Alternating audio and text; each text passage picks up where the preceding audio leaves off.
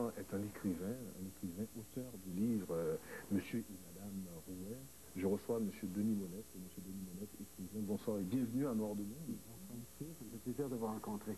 Monsieur Denis Monette, en fait, il faut vous dire que j'ai eu la chance de lire votre livre et que je le garde sécurisant pour pouvoir le déguster encore, parce qu'on parle de dégustation, parce que vraiment on a l'impression de manger chacune des pages, chaque mot d'ailleurs que vous écrivez. Parlez-nous un petit peu de ce roman. Quelle est cette histoire? Et merci beaucoup de le dévorer de cette façon. Je vais vous dire l'histoire de monsieur et madame Jean-Baptiste Rouet. C'est une longue saga familiale qui débute en 1903 et qui se termine en 1945. Ce qui veut dire qu'avec ce couple, nous traversons les deux guerres, la Première Guerre mondiale, la Seconde, la guerre espagnole, les pionniers du Québec, vous savez, ceux qui ont construit les quartiers, leur mariage à l'église de Sainte-Brigitte de Kildare, l'épouse sous le joug de l'époux du mari, soumise à l'église en ce qui a trait aux enfants. Elle a 9 grossesses, elle en échappe. Alors ce sont les hauts et les bas d'une vie de couple et de leurs enfants. C'est une fresque familiale, mais avec beaucoup de clins d'œil historiques aussi. Okay. Si vous avez remarqué, vous qui l'avez lu, que je me sers du notaire, le père, qui n'aimait pas son gendre, qui ne voulait pas que son gendre épouse sa fille, parce que le gendre est un débardeur, et lui, il est notaire, il espérait mieux pour sa fille. Et puis, alors, il se sert beaucoup du gendre pour pouvoir faire la narration de ce qui se passait d'une décennie à l'autre, ou même d'un mois à l'autre, parce qu'il lisait la presse constamment. Hein, okay. Et puis, mais on se rend compte aussi que justement, le grand-père n'était pas satisfait, mais à un moment donné, eux aussi, monsieur et madame Rouet, étaient inquiets aussi de voir leur fille qui mariait un homme beaucoup plus âgé qu'eux. Voilà, oui. Voyez-vous, l'histoire se répétait. Malgré que cet homme-là était très bien, Gustave, parce que Cécile, la fille de madame Rouet, épouse un homme de 20 ans de plus qu'elle. Elle a 22 ans, l'autre en a 42. Il est pourtant professeur, c'est un homme bien. Il a sa maison. Il a sa maison, il a tout. Et elle s'inquiète quand même. Est-ce qu'il n'est pas trop vieux? Et le père s'inquiète à savoir s'il va pouvoir avoir des enfants. S'il n'est pas trop vieux pour faire des enfants. Okay. Ça va aller jusque-là. À ce moment-là, les parents étaient très se mêlaient beaucoup de la vie des enfants. Hein. Ils allaient jusqu'à choisir les prétendants et dire, bon, ce qu'elle est, tandis que ce qui n'est plus le cas aujourd'hui.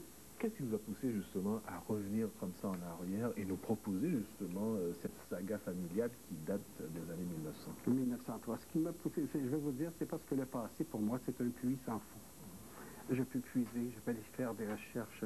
Je trouve qu'il y a tellement d'émotions qui ne se vivent plus aujourd'hui. Je peux parler de choses qui n'existent plus aussi. Et je ne sais pas, ça vient chercher chez l'écrivain que je suis des émotions très fortes. À certains moments, vous savez, le fait de perdre des enfants comme ça arrivait à l'époque à cause de la médecine, qui n'était pas ce qu'elle est aujourd'hui. Alors, toute cette tristesse, et ces gens-là ont vécu, il y a eu hier avant aujourd'hui. Et j'ai l'impression que des fois, les gens ne se rendent pas compte qu'il y a eu quand même tous ces gens-là avant nous. Et voyez-vous, il y a une jeune fille qui me disait au Salon du Livre dernièrement qu'elle avait appris dans ce roman beaucoup plus sur l'histoire du Québec et du Canada qu'elle avait pu l'apprendre à l'école. Okay. Avec les mères, vous savez, quand je parle de Camille Hood, quand je parle de Médéric Martin, de Sir Wilfrid Laurier, ce sont des clins d'œil à l'histoire. Ils régnaient, ces gens-là, mais ils viennent juste se glisser parce que ce n'est pas un roman historique. C'est à saveur historique. C'est vrai que je veux parler de la recherche, mais aussi, avant ça, il faut le dire, nous sommes dans la période de Noël. Oui. Et cette période de Noël est assez importante parce qu'il y a beaucoup de choses qui se passent assez souvent à Noël. Dans votre oui, il y a 7 Noëls. Hein? Il y a 7 Noëls dans mon roman. Il célèbre 7 fois la fête de Noël. C'est une fête qui m'est très chère, qui est précieuse pour moi, que j'ai fêtée enfant, que je fête encore en famille aujourd'hui. J'ai toujours adoré la fête de Noël. Je trouve que c'est la plus touchante, peut-être par les chants, les chants traditionnels. J'aime beaucoup cette fête-là. Je la vénère. Et si vous avez remarqué, je les amène souvent à l'église aussi. Hein? Il y a Sainte-Brigitte de Kildare. Je parle des statues, des dévotions. L'église était très présente, ça veut dire très que présente, ça... oui. Et les statues, vous avez les dévotions qu'elle fait à Notre-Dame du Purgatoire, que je ne connaissais pas, moi. Okay. Et aussi, elle vit Saint-François-Xavier pour parler d'homme à homme. Alors, ces gens-là faisaient brûler les cierges, ils étaient très croyants, et l'Église avait un rôle très important à jouer dans leur vie de couple. Okay. C'est vrai que c'est un très beau roman, mais je veux aussi parler de vous.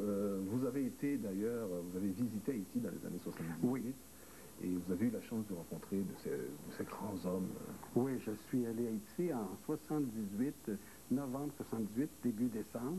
Et c'était bon, des très belles années. C'était un climat merveilleux. Je me souviendrai toujours de ce voyage. J'y étais allé pour les arts, pour l'art haïtien, pour aller voir les galeries d'art dont j'ai parlé souvent par la suite. Je suis revenu avec des tableaux. C'était là le but Mais par contre, j'ai pu visiter Port-au-Prince. J'ai visité un peu partout les beaux hôtels, comme je suis allé aussi chez les Vertep, voir comment ils vivaient.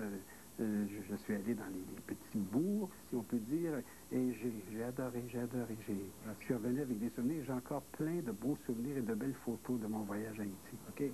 En fait, le temps nous fait comme d'habitude la course. On sait que votre livre est disponible partout, on peut le trouver. Il est partout, oui. Il est partout actuellement. Et je dois vous dire que nous sommes en réimpression parce que c'est vraiment un livre qui vend très, très bien. Comme cadeau de Noël, ici, il est excellent. Je pense que c'est le meilleur cadeau de Noël qu'on puisse offrir. Dépendant de vous, j'en suis flatté, M. Delva. Merci beaucoup. C'est moi qui vous remercie. Alors, M. Monette, en fait, on vous souhaite bonne chance. Nous, c'est-à-dire qu'on fait un petit tour et on vous retrouvera tout de suite après ceci. M. Monette, joyeux Noël. Et à vous de même. Merci beaucoup.